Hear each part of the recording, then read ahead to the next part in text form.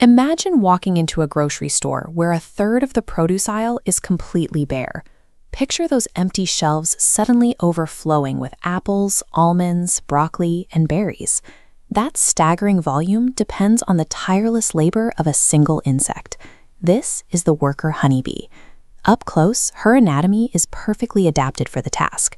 She navigates using 5 distinct eyes and highly specialized antennae, while her densely haired body acts like a static charged magnet, trapping pollen. To transport that haul, she relies on raw mechanical power. Her wings beat 200 times per second, creating that signature hum, allowing her to carry nectar and pollen loads nearly equaling her own body weight. A few rogue foragers can't sustain global agriculture.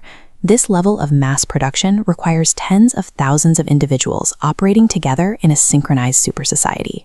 To understand how they manage to feed the world, we have to slip past the guards, enter their hidden metropolis, and decode the way they operate. Inside the hive, you are immediately met with a staggering density of life. Up to 100,000 bees crawl across the comb in near total darkness. Yet despite the complexity, there is no central commander giving orders. Instead, the society is divided into strict biological castes. The largest bee in the hive is the queen. She doesn't dictate policy. Her singular, relentless role is reproduction. During peak seasons, she functions as the colony's engine, laying up to 2,000 eggs every single day. Then there are the drones, the male bees. You can spot them by their oversized compound eyes, designed specifically to track queens on high-altitude mating flights.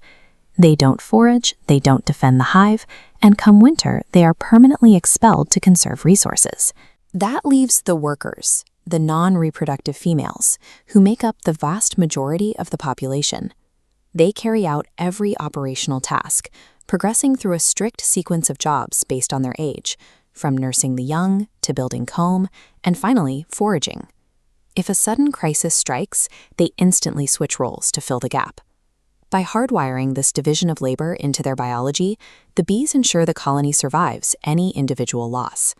The citizens die, but the city remains indestructible.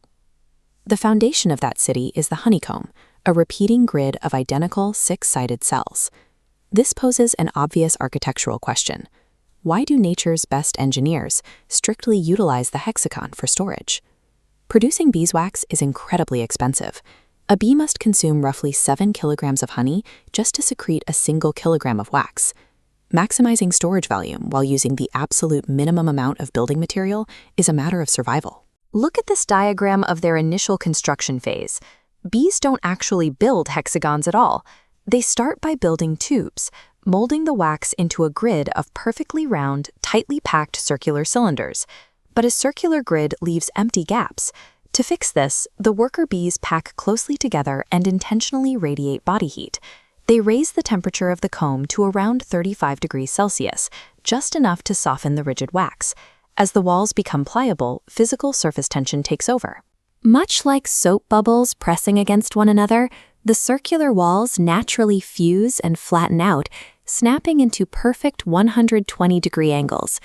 They arrive at this geometric perfection through a calculated manipulation of thermodynamics and physics to conquer space. Inside those flawless hexagonal vats, the bees manufacture their primary fuel. They take raw, highly dilute plant nectar and process it into a dense, energy-rich compound. The refinement process is intensely chemical. A forager returns with a specialized honey stomach full of nectar and regurgitates it directly into the mouth of a house bee. As they pass the liquid back and forth, they introduce specific enzymes that break down the complex plant sugars into simpler, more digestible forms. Next, the workers deposit this syrupy mixture into the comb and use their wings as tiny fans. They create a rapid airflow that strips away the moisture, carefully driving the water content down to exactly 17%. Here in this image, you can see the stabilized final product in its varying amber colors. Because it has such low moisture, and because those bee enzymes produce gluconic acid, honey creates a highly acidic environment that immediately dehydrates bacteria. It is a food source that practically never spoils. Sourcing enough nectar to fill those jars requires a highly sophisticated intelligence network. When a scout finds a high-yield patch of flowers miles away, she has to return to the darkness of the hive and transmit those coordinates to the rest of the colony. As shown in this diagram, the scout traces a figure-8 pattern on the comb, known as the waggle dance. The duration of the central waggle run precisely codes the distance to the food, while the angle of the run correlates to the location of the flower relative to the sun. And this is where the bees defy expectation. As this science cover emphasizes, this complex spatial communication is not entirely hardwired. Young bees must observe and follow experienced dancers to learn the correct local distance encodings. This knowledge transfer anchors the colony. The hive functions through a synthesis of sophisticated chemical engineering and an evolving, socially transmitted culture.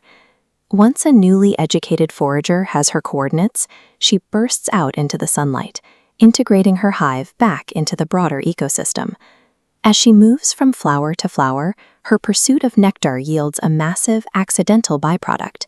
The pollen clinging to her hairs brushes against the plants, triggering the reproductive cycle that ultimately sustains global agriculture. Yet this intricate biological network is deeply vulnerable.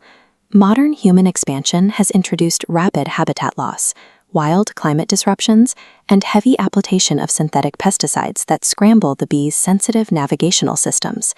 Stabilizing these populations require concrete, tactical changes in our own environments.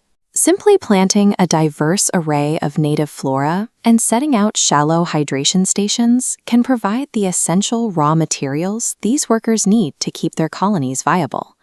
When we ensure the honeybee has what it needs to build its hidden metropolis, we are defending the foundational architecture of our own survival.